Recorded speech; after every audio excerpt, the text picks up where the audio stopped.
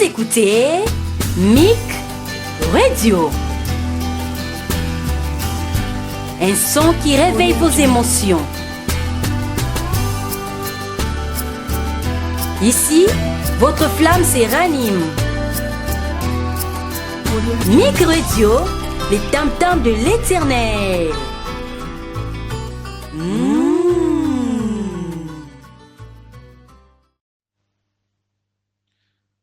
Bien-aimés dans le Seigneur, Shalom. Église du Seigneur, Shalom. Notre thème d'aujourd'hui est les mystères du droit d'aînesse.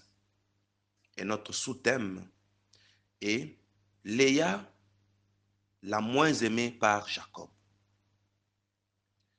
Nous trouvons cette loi dans plusieurs passages bibliques. Jacob prend les droits d'aînesse d'Ésaü. Il est béni de son père avant son frère. Attention, c'est lui qui perd la bénédiction Ésaü, c'est lui qui a les droits d'aînesse. Mais Ésaü arrive en retard. La bénédiction est déjà partie chez Jacob. Et il va vers son père pour réclamer son droit. Voyons. Dieu Tout-Puissant, nous bénissons ce temps. Nous avons besoin d'une inspiration de ta part. Et enseigne-nous tes voies, communique-nous tes pensées pour notre édification. Je bénis les milliers des auditeurs qui nous suivent en ce moment et je voudrais que ce message apporte plus de bénédictions au monde entier. Dans le nom de Jésus-Christ. Amen. Nous sommes dans les livres de Genèse. Chapitre 27, nous prenons le verset 40. Nous commençons de 38 à 40, voulais-je dire. La parole de Dieu déclare, Genèse 27, 38 à 40. Ésaü dit à son père, « N'as-tu que cette seule bénédiction, mon père? Bénis-moi aussi, mon père. » Et Ésaü éleva la voix et pleura. Isaac, son père, répondit et lui dit, « Voici, ta demeure sera privée de la graisse de la terre et de la rosée du ciel d'en haut. Tu vivras de ton épée et tu seras asservi à ton frère. Mais en errant librement ça et là, tu briseras son joug de ton cou. » Bien-aimé, il est écrit, « J'ai aimé Jacob, j'ai haï Ésaü. » Malgré ça, soulignons que Jacob est né avec les droits d'aînesse. On lui donne une épée pour briser les jougs de son frère sur son cou. Ça, c'est pour démontrer que le droit d'aînesse est puissant. Ésaü a perdu la bénédiction, mais son père lui donne une épée. Tu vivras grâce à ton épée.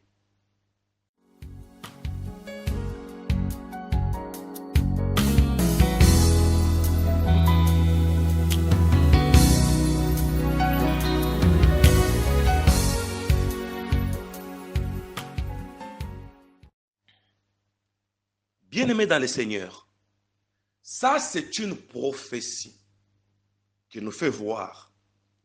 Quand on a le droit d'aînesse, quand bien même on peut être surplanté, quand bien même la bénédiction des hommes peut aller auprès des autres, mais nous, notre vie dépend de l'épée et non d'une personne.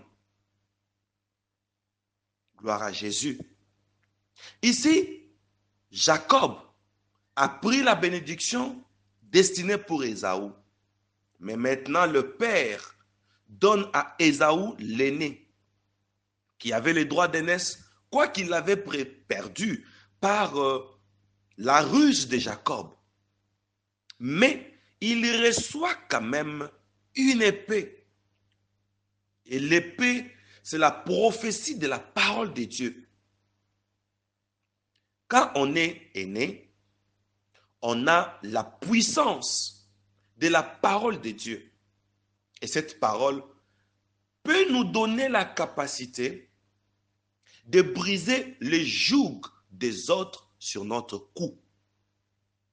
Ici, la prophétie est en train de jongler la vérité pour dire, quoique Jacob a eu la bénédiction de l'autre pour la servir, mais le Père lui donne une épée pour dire que toi tu vivras grâce à ton épée, et à cause de cette épée, tu briseras les jougs de ton frère du dessus de toi.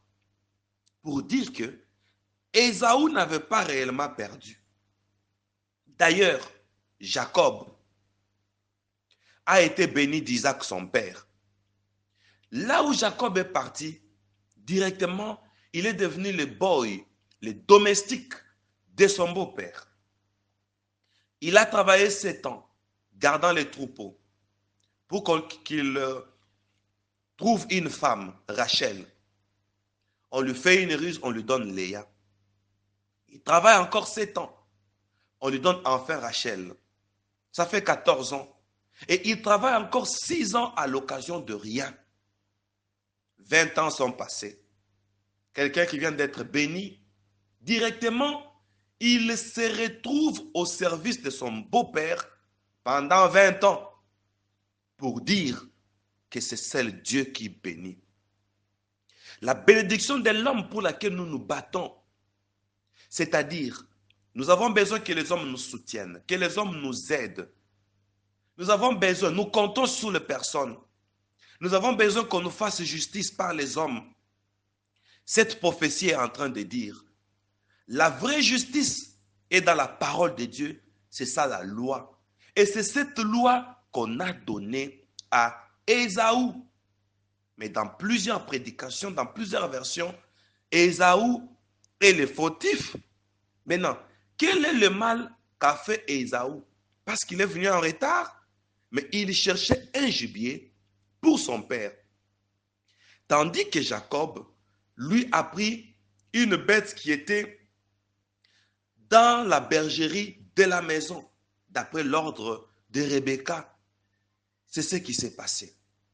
Mais cette histoire prophétique continue.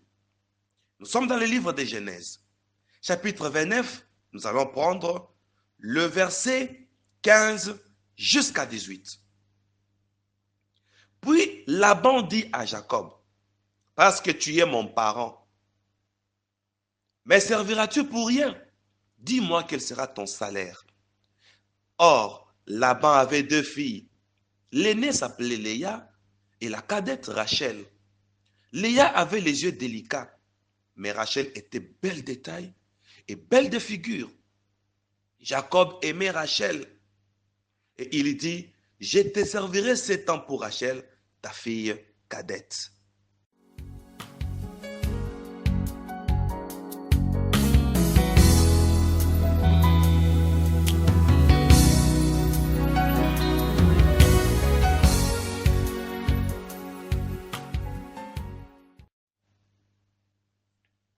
Bien-aimés, nous découvrons que Léa est laide. Elle est moins aimée par Jacob. Rachel est doublement belle, c'est-à-dire, elle est belle de taille, elle est aussi belle de figure. Et c'est elle la plus aimée de Jacob. Et voici que Jacob travaille 7 ans pour avoir Rachel comme épouse. On lui donne Léa. Mais nous nous posons une question. Quel effort Léa a fait pour ainsi gagner le mariage? Bien-aimés dans le Seigneur, c'est ici que notre histoire prophétique commence. Nous sommes dans le livre de Genèse, chapitre 29, le verset 20 à 26. Ainsi Jacob servit 7 ans pour Rachel, et elles furent, cette année pour Rachel, et elles furent à ses yeux comme quelques jours, parce qu'il l'aimait. Ensuite, Jacob dit à Laban, donne-moi ma femme, car mon temps est accompli. J'irai vers elle. Laban réunit tous les gens du lieu et fit un festin. Le soir, il prit Léa, sa fille, et l'amena vers Jacob, qui s'approcha d'elle. Et Laban donna pour servante à Léa, sa fille Zilpa, sa servante. Le lendemain matin, voilà que c'était Léa. Alors Jacob dit à Laban, qu'est-ce que tu m'as fait? N'est-ce pas pour Rachel que j'ai servi chez toi? Pourquoi m'as-tu trompé? Laban dit, ce n'est point la coutume dans ces lieux de donner la cadette avant l'aîné. Seigneur Jésus. Ici, nous avons dit que la prophétie biblique commence. D'après la loi, d'après les Juifs, c'est l'aîné qui a droit à tous les privilèges. Donc, nous sommes en train de dire que le droit d'aînesse, c'est ça l'arme de Léa. C'est ça la loi, la coutume de chez eux. C'est-à-dire, quand on a les droits du premier-né, personne ne peut se marier avant vous. Personne ne peut émerger avant vous. C'est vous le premier à hériter. Bien aimé, avant de développer ça, nous allons nous dire pourquoi cet enseignement. La réponse est dans Exode chapitre 4, verset 22, qui dit, tu diras à Pharaon, je voudrais que nous puissions répondre. Vous allez répondre après moi. Exode 4, 22. Tu diras à Pharaon, on y va? Ainsi parle l'Éternel, on y va. Israël est mon fils, on y va. Mon premier-né. Est-ce que nous pouvons acclamer la parole prophétique? C'est cette parole qui va nous bénir aujourd'hui. Toute cette histoire d'Ésaü et de Jacob, de Léa et de Rachel, c'est une prophétie qui valorise Israël que nous sommes. Parce que nous sommes les chrétiens. Étant chrétiens, nous sommes Israël spirituel. Donc, nous sommes le premier-né. Et Dieu a fait toutes ces tournures pour nous faire voir le droit que nous, Israël, nous avons. Le droit du premier-né. Comme Léa, nous sommes en train de prophétiser pour dire la beauté n'est plus le premier critère pour se marier. Donc, Léa va se marier, pas pour la beauté, mais à cause de la loi. Quelle est la loi? La loi qui valorise le principe du premier-né. Et nous qui sommes Israël, le premier-né de Dieu, c'est-à-dire la prophétie biblique, la dispensation, la providence divine, nous donne ce pouvoir d'être le premier-né. Nous avons le droit d'aînesse, même si nous sommes surplantés par Jacob, même si l'amour de Dieu est allé chez Jacob, mais de Dieu, en tant que le premier-né, nous avons droit à l'épée. Et nous ouvrons une parenthèse.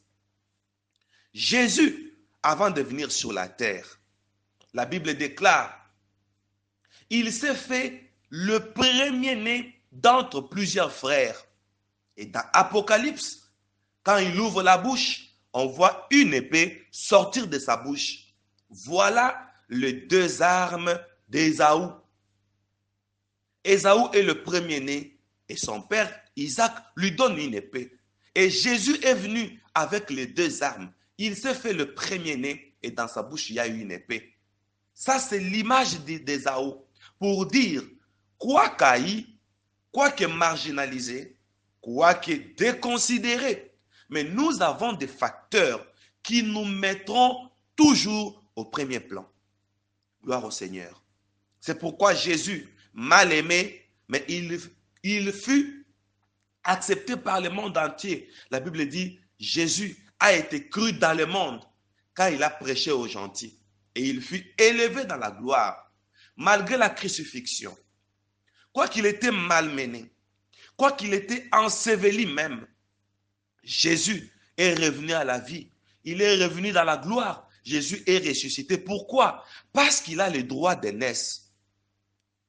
Parce que dans sa bouche, il y a la parole de Dieu. Si on a donné l'épée à Ésaü, c'est pour dire, oh Ésaü, tu as perdu la bénédiction, mais reçois quand même la parole de Dieu, parce que la parole de Dieu, c'est la loi. Donc, toi, tu feras la loi. Comme preuve, Jacob est parti. 20 ans après, il revient, il veut faire la paix avec son frère. Il envoie les présents auprès des serviteurs pour donner à Ésaü. Et quand ils se sont rencontrés avec Ésaü, la parole de Dieu déclare, Jacob se prosterna devant son frère. C'est une prophétie qui dit, Ésaü reste toujours le supérieur. Pourquoi? Parce qu'il a l'épée. Et il lui donne le présent, les troupeaux, les cadeaux qu'il lui avait apportés. Et Ésaü dit, mon frère, garde ce qui est à toi, parce que moi aussi, j'ai été béni. Ça, c'est très important. Bien-aimés dans le Seigneur, la loi nous caractérise de premiers-nés de Dieu. Ce qui veut dire, Dieu qui a dit, je serai pour vous un père. Alléluia. Vous serez pour moi des fils et des filles, dit l'Éternel.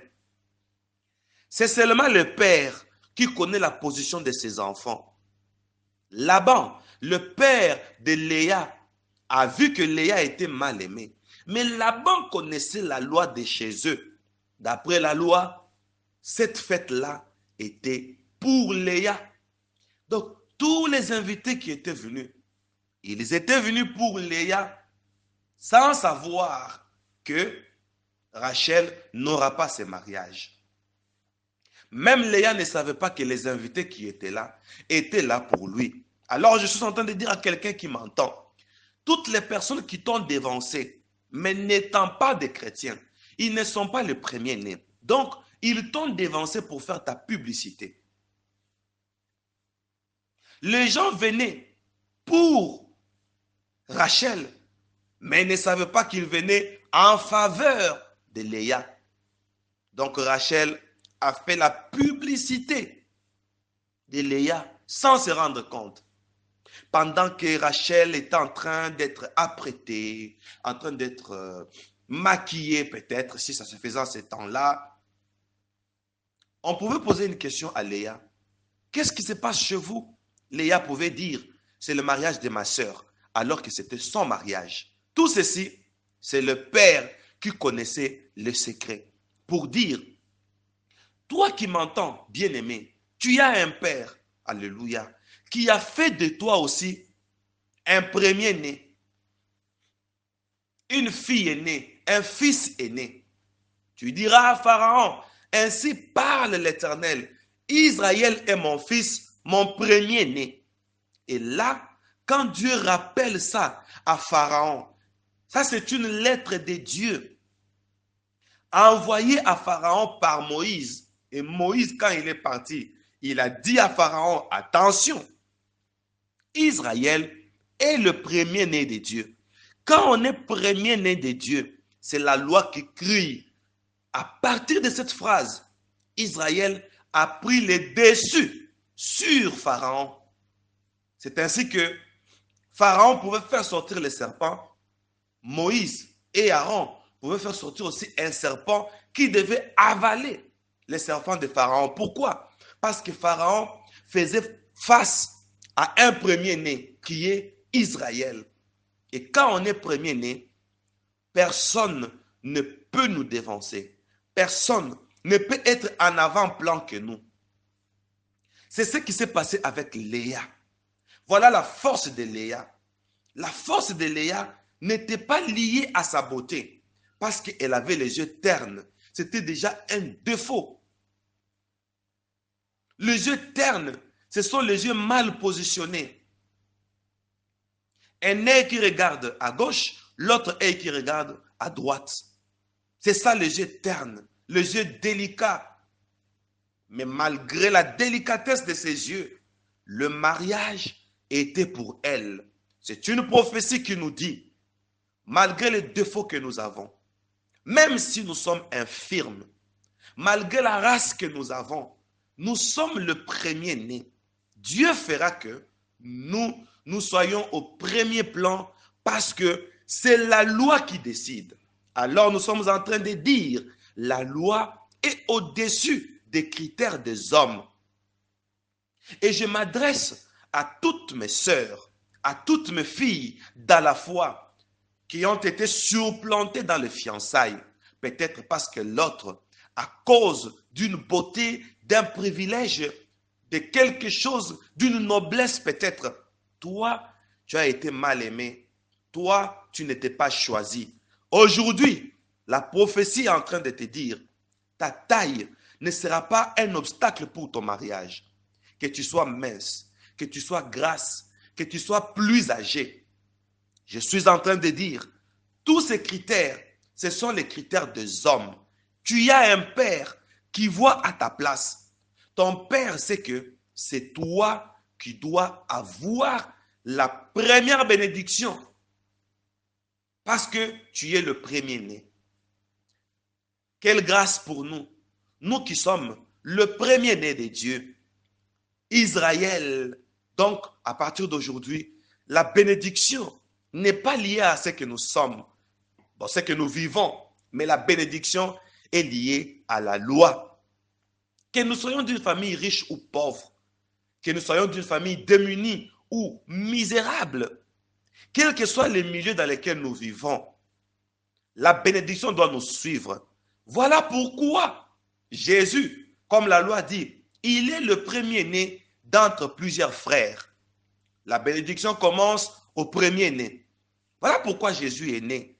Il est dans l'étable des bœufs. Attention, là-bas il y a les excréments des animaux. Il y a les odeurs. Il n'y a que de la paille. Il n'y a pas les lits comme dans les auberges. Jésus est étalé là-bas sur une paille. Oh mon Dieu! Une toile a brillé. Les mages ont quitté l'Orient. Ils sont venus.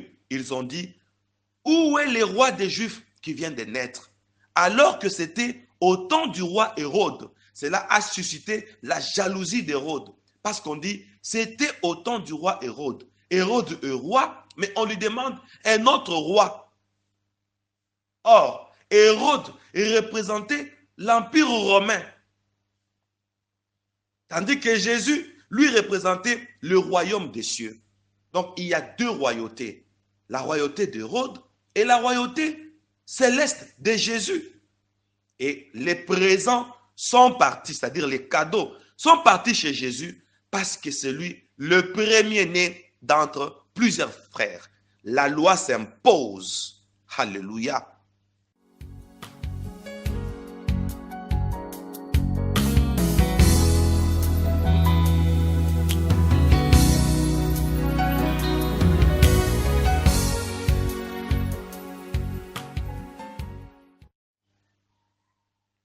Nous sommes en train de dire que si Léa s'est mariée malgré ses défauts, c'est pour dire que la loi s'est imposée. La loi s'est imposée même au choix de Jacob. Jacob travaillait 7 ans à l'image de Rachel, alors que la loi voyait que ses sacrifices étaient pour Léa. Oh mon Dieu! Nous entrons dans une deuxième phase de cette prophétie. Léa, ça vient de l'hébreu. Léha. Nous allons épeler L et avec accent, un trait d'union, A et H. Léa. Et Léa a 3 significations en hébreu. Curieusement, la première signification de Léa veut dire fatigué. La deuxième signification de Léa veut dire lionne de sagesse. Et la troisième signification de Léa veut dire la vache sauvage. Là, c'est une prophétie pour quelqu'un. Léa, c'est l'image de toi qui m'entends. Tu es fatigué. Léa, c'est toi qui m'écoutes en ce moment. Tu as des problèmes. Tu es stressé. Les choses peut-être ne répondent pas comme tu t'attendais. Mais attention, toi qui es fatigué, tu fais partie de la famille des lions. Dieu t'a donné une sagesse. Et c'est la deuxième signification de Léa. Quoique fatigué, c'est une lionne. Ça veut dire encore, Léa est une lionne fatiguée. Ne te fatigue pas. Parce que tu fais partie d'une race. Quelle est la race? Nous allons voir l'un des enfants de Léa. Nous sommes dans le livre de Genèse, chapitre 49, le verset 9. La parole prophétique déclare, Judas est un jeune lion. Aïe, aïe, aïe. Depuis quand? Ça, c'est la prophétie de Jacob sur Judas. Judas, son fils. Judas est un jeune lion. Je suis en train de dire à quelqu'un, regardons comment Jacob est en train de voir la prophétie de son fils qui est un jeune lion. Mais avant d'épouser sa mère, Jacob ne l'aimait pas. Mais Jacob ne pouvait pas avoir la révélation de savoir que cette femme que je refuse m'engendrera un lion. Seigneur Jésus. Jacob ne le savait pas. Il n'avait pas la révélation. Je suis en train de dire à quelqu'un, tu es fatigué, mais en toi, tu vas engendrer des lions. Les lions qui est le symbole de la force. Est-ce qu'il y a quelqu'un qui a compris? Est-ce qu'il y a un aigle qui est en train de monter avec moi? Léa est fatiguée, mais elle engendre la force. C'est juste la prophétie qui s'accomplit. Que le faible dise, je suis fort. C'est ça Léa qui engendre Judas. Léa fatiguée qui engendre un lion. Là, nous sommes dans Genèse chapitre 49, le verset 9. Judas est un jeune lion. Tu reviens du carnage, mon fils.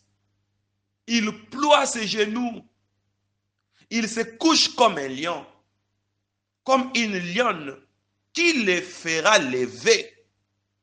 Et je demande à notre scribe qui nous suit attentivement, le frère Wesley de l'Irlande, d'écrire dans notre agenda, Judas ploie ses genoux et se couche comme un lion. Ça veut dire quoi? Ça, c'est un mystère qu'on ne peut pas ouvrir maintenant. Bien-aimés dans le Seigneur, ici, la prophétie nous montre que Léa est une lionne. C'est ça la signification de son nom. Et 1 Samuel 25, 25 nous dit, il est comme son nom. Donc, Léa est une lionne. Léa nous engendre Judas. Et Judas est aussi un jeune lion. Attention, Jésus veut venir sur la terre. Jésus veut naître.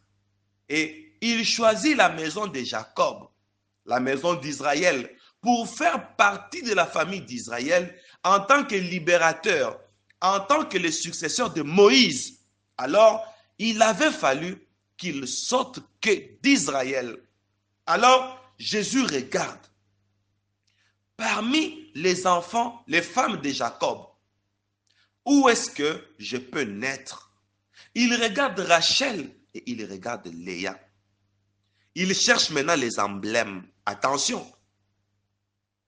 Rachel veut dire brebis, mais Léa veut dire lionne. Et Jésus trouve Léa mieux que Rachel. Et voici, il va naître dans la lignée de Léa. Voilà pourquoi on l'appelle le lion de la tribu de Judas. Parce que Jésus est de la tribu de Judas. Oh mon Dieu! Je suis en train de dire à quelqu'un, attention, tu es un lion. Ne te fatigue pas. Tu fais partie de la race des lions. Et c'est lui qui fait partie de la race des lions. C'est celui-là, le descendant de Jésus. Donc nous sommes descendants de Jésus. Parce que Jésus est le lion de la tribu de Judas. Mais nous ouvrons une parenthèse. Léa a les yeux ternes. C'est la prophétie de toi et moi. Nous souffrons, mais nous ignorons ce que nous sommes. Voilà la prophétie des yeux ternes, des yeux délicats de Léa. C'est-à-dire, la plupart des gens qui ont la bénédiction s'ignorent et le diable profite de cette ignorance pour nous dérouter. C'est vraiment un danger de voir un chrétien dans l'occultisme. C'est ça, Léa. Tu es une lionne, mais tu n'as pas la révélation. Aujourd'hui, que le Dieu des cieux nous ouvre les yeux. Bien-aimé dans le Seigneur, je suis en train de dire à quelqu'un, ne t'en fais pas quand on se moquera de tes défauts. Ne t'en fais pas sur tes limites, tes incapacités, tes faiblesses financières et matérielles. Ne t'en fais pas de ta maison qui ne donne pas du goût comme tu le veux. Mais Dieu voit ta personne intérieure. Tu es faible, mais intérieurement, Dieu te voit comme un lion. Or, parmi les 4 êtres vivants qui sont dans la face de Dieu, il y a un lion qui est là pour dire, parce que tu es lion, parce que tu es Léa, tu es proche de Dieu, tu as l'emblème de quelque chose qui doit te rapprocher de Dieu, le lion. Voilà pourquoi Jésus est né dans la tribu de Juda, parce que Juda est un lion, parce que Léa est une lionne. Est-ce qu'on peut acclamer d'abord la parole prophétique avant de conclure?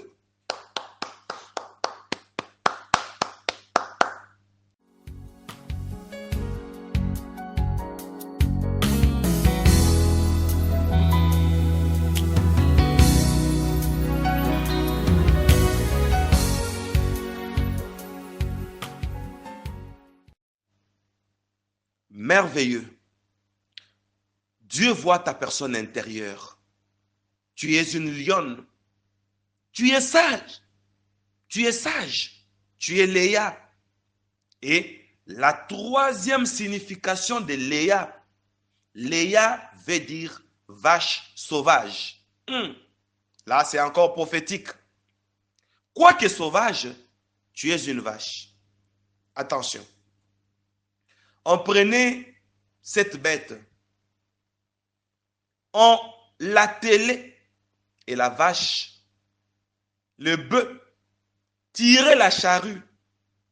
Et plus le bœuf ou la vache évoluait, nous sommes en train de dire la charrue labourait.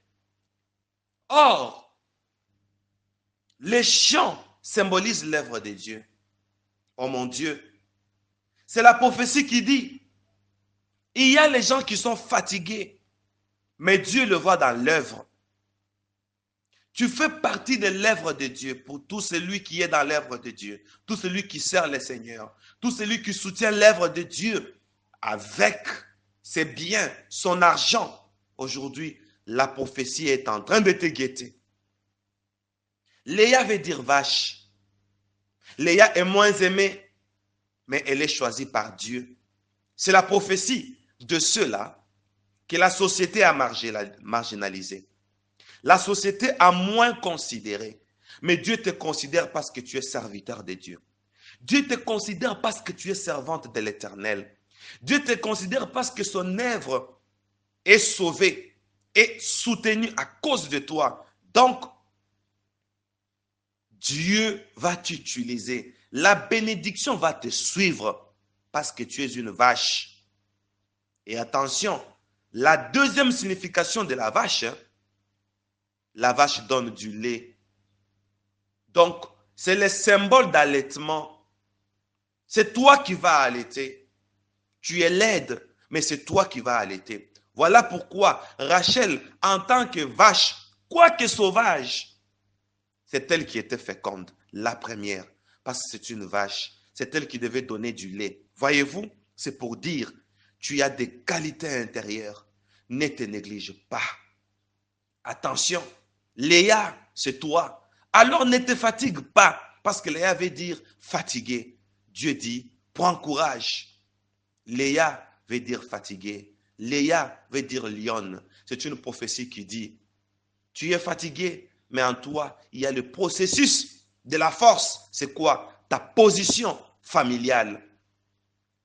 Donc désormais, tu as une position familiale. Dans la famille de Dieu, nous chrétiens, nous sommes le premier né dans notre entourage, dans nos sociétés, dans nos entreprises, même dans notre pays.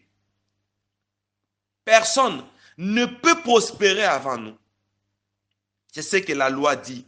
et que l'onction de la loi saisisse tous les auditeurs pour que vous soyez au premier plan. Et vous pouvez dire, mais c'est là qui ont émergé avant nous.